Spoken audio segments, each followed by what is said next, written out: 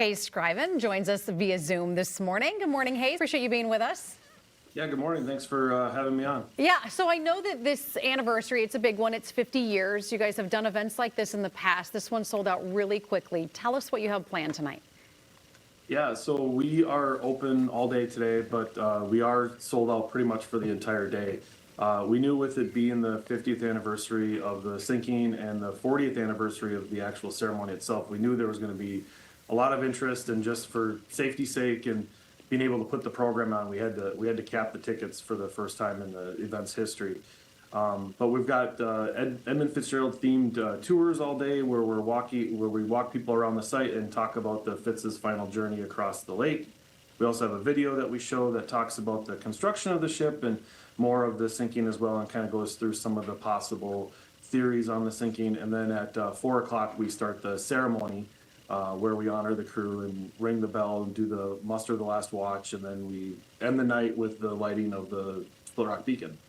So you said there this is the 40th year of the ceremony. So for 10 years there was nothing like this. How did that come to be? Yeah, so the previous site manager, Lee Radzak, who had had this job for 36 years here at the site, was actually driving home from Silver Bay on November 10th, and he'd been at the site for a few years, and was trying to always think of a way to honor the crew. And on his way home, he actually heard Gordon Lightfoot's song and was kind of inspired to just go out that day and turn the beacon on. And was just a really small gesture, just a quick thing. And then the next few days, over the course of a few weeks, the neighbors around the lighthouse asked him, hey, we saw the beacon was on, what were you doing? And he told them what they were doing, and they said, well, if you do it again next year, let us know. And he did it again next year, and then it's kind of built into what we have today over the last 40 years now. People clearly liked it. It resonated with them. What do you think it is about this shipwreck that does impact so many people, that draws people to want to know more about it?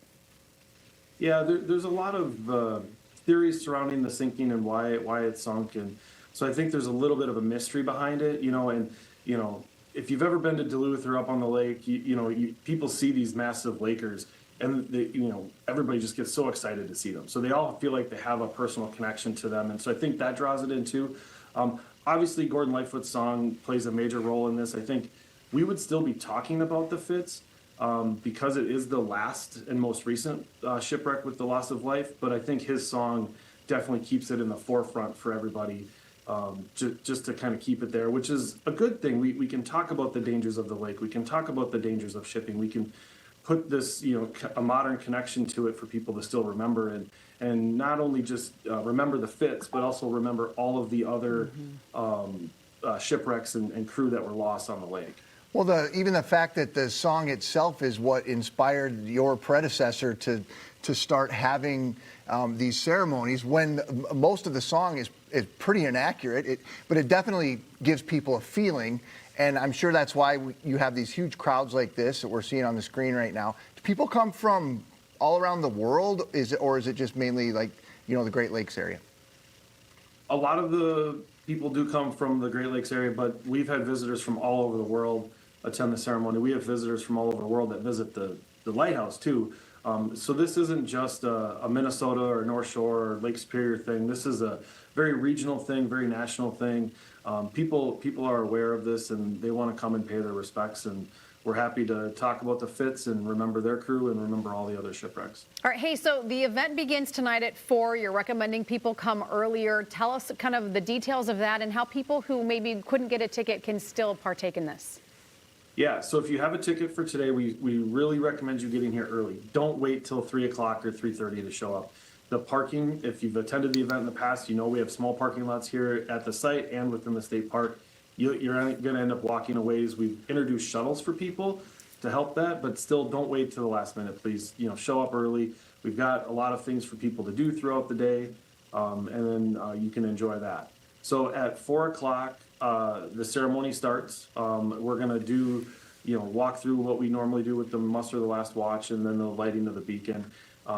If you're just wanting to come and see the beacon lit and you want to go down into the state park, I recommend the same thing. Showing up early, have a lot of patience, be willing to walk, Just get there and just be willing to wait.